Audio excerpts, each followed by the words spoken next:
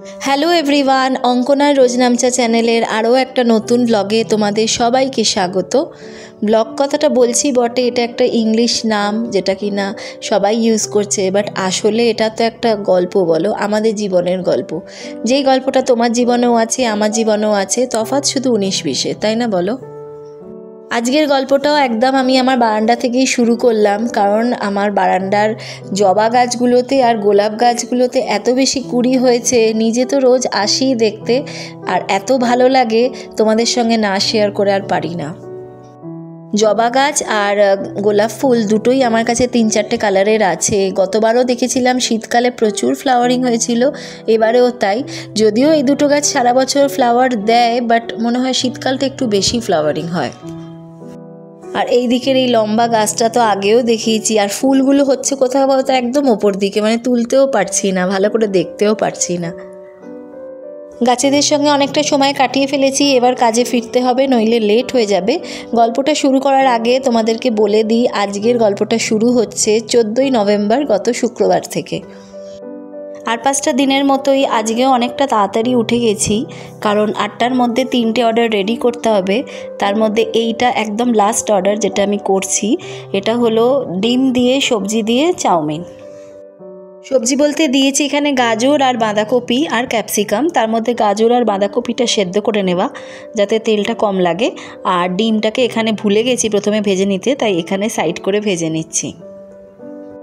বেশিরভাগ সময় চাউমিন বানালে আমি নুন, গোলমরিচ আর একটু সয়া সসের ব্যবহার করি, তবে আজকে সয়া সসটা শেষ হয়ে গেছে, তাই শুধুমাত্র নুন আর গোলমরিচ, আর কিচ্ছু নয়। কখনো এইভাবেও চাউমিন বানিয়ে দেখো, শুধুমাত্র নুন আর গোলমরিচ, তাতে কিন্তু খুব সুন্দর একটা টেস্ট হয়। ব্রেকফাস্টের 3টে অর্ডার রেডি করে পাঠিয়ে দিয়ে এখন আমরা 3জনে বেরিয়ে পড়েছি সকাল সকাল। যাচ্ছি হলো পাসপোর্ট অফিসে। তোমাদের মনে হয় বেশ কিছু মাস আগে বলেছিলাম আমরা 3জনে পাসপোর্টের জন্য অ্যাপ্লাই করেছিলাম। আমাদের 3জনেরই কিছু না কিছু প্রবলেম হয়েছিল পাসপোর্ট অ্যাপ্লিকেশনে, বাট আজকের দিনে স্টেটাস হলো আমার আর সোমদেবের পাসপোর্ট এসে গেছে, বাট রিশানের এখনও হয়নি, পেন্ডিং আছে। আর কারণটা হলো রিশানের বার্থ সার্টিফিকেটে আমার যে সারনেম সেখানে একটা প্রবলেম আছে। সারনেমে প্রবলেম বলতে আমি আমার বাবার সারনেমটা ইউজ করি, সোমদেবের সারনেমটা ইউজ করি না। আর রিশানের বার্থ সার্টিফিকেটে আমার নামের পাশে সোমদেবের সারনেমটা ইউজ করা আছে, যেটা কিনা আমার অন্য ডকুমেন্টের সঙ্গে ম্যাচ করছে না, তাই ওরা একটা অবজেকশন রেজ করেছিল, বাট আমরা ওটাকে চেঞ্জ করিয়ে নিয়েছি, আর সেই কাগজপত্রগুলোই আজকে জমা দিতে যাচ্ছি। পাসপোর্ট অফিসের কাজটা খুব তাড়াতাড়ি মিটে গেছে, কারণ খুব ফাঁকাও ছিল, আমরা বাড়িও চলে এসেছি। এখন যাচ্ছি আবার 3জনে মিলে রিশানকে স্কুলে ড্রপ করতে। রিশানকে স্কুলে দিয়ে চলে এসেছি মাছের দোকানে, কয়েকটা মাছ কেনার দরকার আছে। আর এখানে দেখো কতগুলো লোক মাছ কাটছে, এটা তো কম, আজকে উইকডে বলে খুব কম লোক কাটছে। উইকেন্ডগুলোতে না আরও বেশি লোক থাকে কাটবার জন্যে, প্রায় ধরো 15 জন তো থাকেই মাছ কাটার জন্যেই। এসেছিলাম অ্যাকচুয়ালি কাতলা মাছ কিনতে, বাট কাতলা মাছের যা সাইজ পেলাম সেটা ঠিক পছন্দ মতো হলো না, তাই বাধ্য হয়ে একটা রুই মাছ নিলাম, এটা প্রায় 2.5 কেজি মতো সাইজের। আজকে উইকডে বলে অনেক ভিড় কম, দেখো একদমই ফাঁকা ফাঁকা দেখা যাচ্ছে, যদিও কিছু গ্রাহক আছে, বাট এটা কোনো ভিড়ই নয়। উইকেন্ডগুলোতে না মানে ঠেলাঠেলি হয়ে যায়, এতটাই ভিড় থাকে। রুই মাছের সাথে সাথে একটু চিংড়ি মাছও কিনেছি আর ট্যাংরা মাছও কিনেছি। এই দুটো মাছ কেনার প্ল্যান ছিল না, বাট কিনলাম, ভালো আছে দেখে কিনলাম। সোমদেব মাছের দোকান থেকে পিক অ্যান্ড ড্রপ করে দিল বলে অনেকটা সময়ও বাঁচলো আর পরিশ্রমও বাঁচলো। বাড়িতে এসে সোমদেবকে একটু অ্যাপেল স্মুদি বানিয়ে দিয়েছিলাম, কিছুই না, একটু আপেল আর দুধ দিয়ে মিক্সিতে একটু ঘুরিয়ে নিয়েছিলাম, সেটা খেয়ে দিয়ে সোমদেব এখন যাচ্ছে অফিসে। আজকে তাড়াতাড়ি যাচ্ছে, তাই লাঞ্চটা আর করতে পারছে না। রিশান আর সোমদেব বেরিয়ে যাবার পর যেটুকু সময় পাই সেটুকু সময় একান্ত আমার নিজের, 100% আমার, তাতে কারোর অধিকার নেই। এরকম নয় যে আমি আমার পরিবারকে ভালোবাসি না, তাদের প্রতি আমার কোনো টান নেই, দায়িত্ব নেই, আমি তাদেরকে যথেষ্ট স্নেহ করি, কিন্তু আমার মনে হয় দিনের কোনো একটা সময় একান্ত নিজের জন্য রাখাটা দরকার, যেই সময় আমি কারুর মা নই, আমি কারুর বউ নই।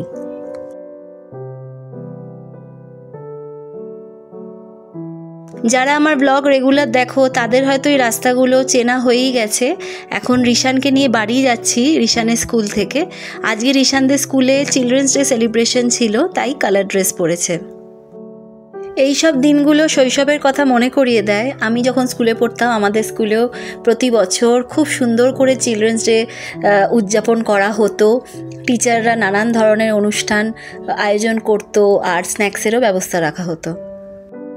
আমি এইটুকুতেই খুশি যে রিশান একটা স্পেশালি এবল বাচ্চা হয়েও যা যা আমরা ছোটোবেলায় আনন্দ উপভোগ করেছি সেই সমস্ত আনন্দ রিশানও সেই স্কুল থেকে পায়, সেই আনন্দগুলো উপভোগ করতে পারে।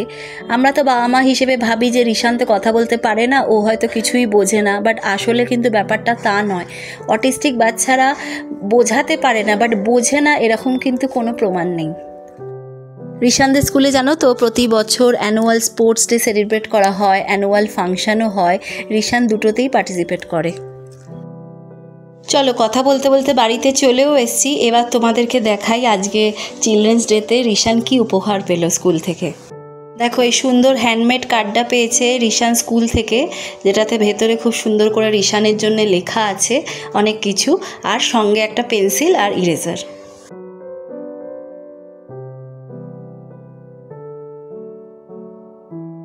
সন্ধে হয়ে গেছে, রিশান এখন পড়াশুনো নিয়ে ব্যস্ত। এখন ও করছে স্কুলের হোমওয়ার্ক, সেটা হলো ওয়াটার কালার দিয়ে পেন্টিং।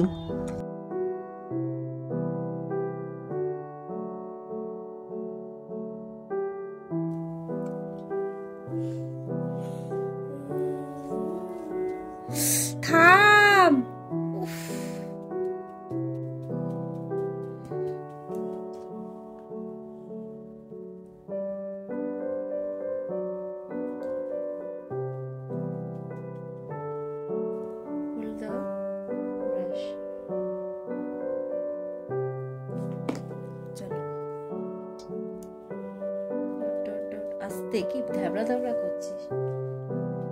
এই হলো রিশানের পেন্টিংয়ের ফাইনাল লুক।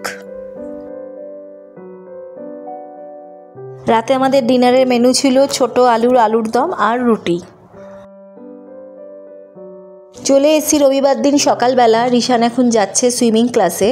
মাঝখানে শনিবার দিন সেরকম কিছু একটা শ্যুট করিনি, কারণ রিশান খুব হাইপার অ্যাক্টিভ ছিল, সেরকম শ্যুট করার সুযোগ পাইনি।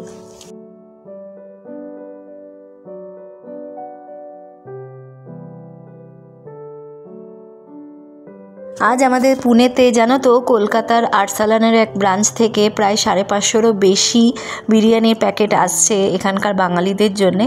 বাট আনফর্চুনেটলি আমাদের অর্ডার করা হয়নি, বাট কিছু একটা ভালো তো খেতেই হবে। আর স্পেশালি আজকে রবিবার, তাই আজকে ঘরের জন্য আলাদা করে বানালাম মাটনের ঝোল আর ভাত। রিশানও ওই মাটনের ঝোল দিয়ে ভাত খেয়েছিল, তবে আমি নিজের জন্য একটু রুটি বানিয়েছিলাম।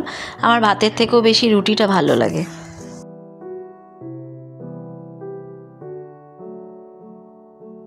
বিকেল হতে না হতেই বেরিয়ে পড়েছি। আজকে এদিক ওদিক কোথাও ঘুরবো না, আজকে যাব একটা জায়গায়। জায়গাটার নাম হলো স্ট্রিটস অফ ইউরোপ। চলো তোমাদেরকেও সঙ্গে করে নিয়ে যাই। জায়গাটার নাম হলো স্ট্রিটস অফ ইউরোপ। এটা একটা ইউরোপিয়ান থিমে তৈরি করা কমার্শিয়াল প্রজেক্ট। এখানকার সব দোকান, রেস্টুরেন্ট, ক্যাফে সব ইউরোপিয়ান আর্কিটেকচারের ধাঁচেই তৈরি। এই জায়গাটাকে বলা যেতে পারে এক টুকরো ইউরোপ পুনের বুকে। আমি নিজে পার্সোনালি কবে ইউরোপ যাব সেটা তো আমি জানি না এখন, তবে কোনো জায়গায় না গিয়ে কোনো খরচা না করে একটুখানি ইউরোপের ফিল ভালোই পেলাম। জায়গাটা কিন্তু খুব সুন্দর। আমি ক্যামেরায় কতটা তোমাদের বোঝাতে পারছি জানি না, আমি তো মোবাইলেই সব কিছু শ্যুট করি, হয়তো অত ভালো তোমাদের বোঝাতে পারছি না, কিন্তু খুবই সুন্দর। প্রতিটা জায়গা এত পিকচার পারফেক্ট, মানে মন ভরে গেল। এটাকে এক কথা একটা ছোটোখাটো মল বলা যেতে পারে, যেটা কিনা ইউরোপিয়ান ধাঁচে তৈরি, যেখানে প্রচুর কেনাকাটার জিনিসের দোকানও আছে, তার সাথে সাথে অনেক খাবারের দোকানও আছে। জায়গায় জায়গায় লোকেদের দেখছিলাম ফটো তুলতেই ব্যস্ত, কারণ প্রতিটা জায়গা এতটাই পিকচার পারফেক্ট, ফটো তুললে এত সুন্দর ফটোগুলো উঠবে, তাই সবাই সেটা নিয়েই ব্যস্ত। বাট আমরা এক্সপ্লোর করতেই ব্যস্ত ছিলাম। ফটো পরে অবশ্য তুলেছি। অল্প খানিকটা এক্সপ্লোর করার পর চলে এলাম আমরা একটা আইসক্রিমের দোকানে। আইসক্রিমের ব্র্যান্ডের নাম হলো হ্যাভমোর। এই ব্র্যান্ডটা আমাদের পুনেতে বেশ নাম করা একটা ব্র্যান্ড। আমরা এর আগে এই ব্র্যান্ডের আইসক্রিম খেয়েছি, আমাদের বেশ ভালো লাগে। বিভিন্ন ফ্লেভারের আইসক্রিম পাওয়া যায়, তবে আমার যেহেতু পার্সোনালি চকলেট ফ্লেভারটা ভালো লাগে তাই চকলেটের ওপরে একটা স্কুপ নিয়েছি আইসক্রিমের, আর সোমদেব নিয়েছে কাজু ফ্লেভারের একটা আইসক্রিম স্কুপ। রিশানের জন্য অবশ্য কখনোই আমরা আলাদা করে কোনো আইসক্রিম বা কোল্ড ড্রিঙ্ক বা কোনো জিনিস আমরা ওর জন্য আলাদা নিই না, আমাদের থেকেই ও একটু শেয়ার করে। চারিদিকে যে শুধু খাবারের দোকান আছে তা নয়, জামা কাপড়ের দোকান আছে, ব্যাগের দোকান, জুয়েলারির দোকান, বিভিন্ন ধরনের জিনিসের দোকান আছে, লোকেরা কিনছেও, বাট আমি যাইনি, আমার খুব একটা কেনার সেরকম প্রয়োজন ছিল না, আমি সেজন্য কিনতে যাইও নি, দেখিও নি। তোমরা তো জানোই আমরা মাঝে মধ্যে হিঞ্জেবাড়ি নামক যেই জায়গাটা আছে আমাদের বাড়ির কাছে সেখানে যাই, আর যাওয়ার পথে এই স্ট্রিটস অফ ইউরোপ এই মলটা আমাদের চোখে পড়ে। তো আমরা যেতে যেতে ভাবি যে কী আর আছে এর ভেতরে, দেখার কিছু নেই, ভেতরটা সেরকম ভালো হবে না, আবার রিশান ভেতরে গিয়ে কি করবে এই সব ভেবে আমরা যাইনি। বাট ফাইনালি আজকে গিয়ে বুঝলাম যে কতটা ভুল করেছি এতদিন এখানে না এসে। ভেতরটা কিন্তু খুব সুন্দর একটা পরিবেশ, খুব যে চেঁচামেচি হচ্ছে সেরকম নয়, আসলে সবাই তো ফটো তুলতেই ব্যস্ত, কথা বলছে কোথায় মানুষ, সেই জন্যেই হয়তো খুব শান্ত পরিবেশ ভেতরটা। আমরা এখন ফার্স্ট ফ্লোরে আছি, এই যে গ্রাউন্ড ফ্লোরটা দেখছো ওখানটা পুরোটা ফুড কোর্ট, সবাই বসে খাওয়া দাওয়া করছে, পরপর প্রচুর দোকান আছে, বিভিন্ন ধরনের খাবারের দোকান আছে।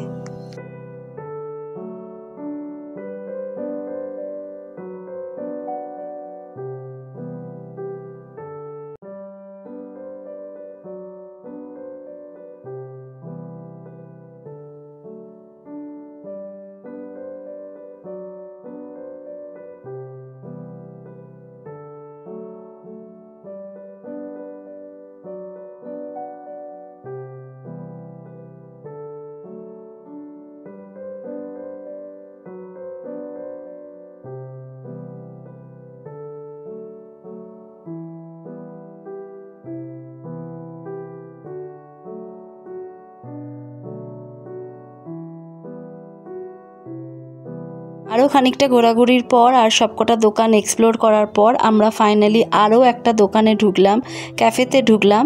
সেখানে আমরা নিয়েছিলাম শুধুমাত্র একটা ফ্রেঞ্চ ফ্রাই, আর কিছু না। যে আইটেমগুলো এই ক্যাফেতে পাওয়া যাচ্ছিল সেই আইটেমগুলো তো বাইরের কোনো দোকানেও পাওয়া যায়, আর আমরা সেখান থেকে খেয়ে দেখেছি, তো আমাদের একটু দামটা বেশি মনে হয়েছে। সেটা তো স্বাভাবিক, বলো, এটা তো একটা কমার্শিয়াল প্রজেক্ট, তো এদের মেনটেনেন্সটা তো অনেকটা বেশি, তাই এদের আইটেমের প্রাইসটাও বেশি নিতে হয়। ফ্রেঞ্চ ফ্রাইটা দিতে একটু সময় লাগিয়েছিল, বাট আমাদের কোনো অসুবিধে নেই। অনেকটা হাঁটাহাঁটি করার পর আমরা দিব্যি বসে একটু রেস্টও নিচ্ছিলাম।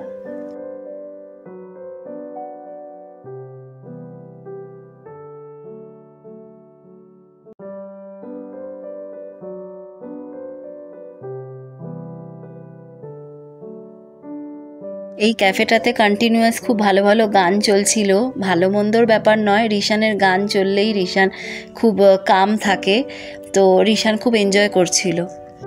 ফ্রেঞ্চ ফ্রাইটা শেষ করেই আমরাও বেরিয়ে পড়েছিলাম বাড়ির দিকে, আর কোথাও যাইনি। চলো তাহলে আমিও এখানে আজকের গল্পটা শেষ করি। তোমাদের ভালো লাগলে প্লিজ লাইক শেয়ার করে দিও, আর যারা নতুন দেখছো প্লিজ চ্যানেলটাকে সাবস্ক্রাইব করে দিও। খুব শিগগিরই আবার একটা গল্প নিয়ে চলে আসবো তোমাদের কাছে। এখন চললাম, টাটা।